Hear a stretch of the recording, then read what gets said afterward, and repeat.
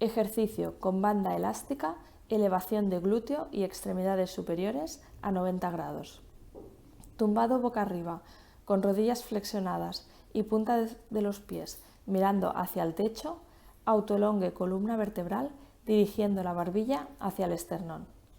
Inspire y al exhalar contraiga ano, vagina y uretra como si quisiera retener un gas o la orina y active la musculatura de la parte inferior del abdomen como si estuviera cerrando el botón de un pantalón que le va estrecho.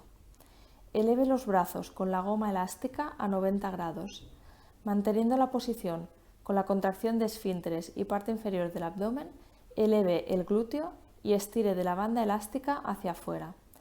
Mantenga la posición 10 segundos y relaje. Realice 10 repeticiones. Si le resulta difícil elevar el glúteo y brazos con la punta de los pies mirando hacia arriba, puede realizar el mismo ejercicio con la planta de los pies apoyadas en el suelo.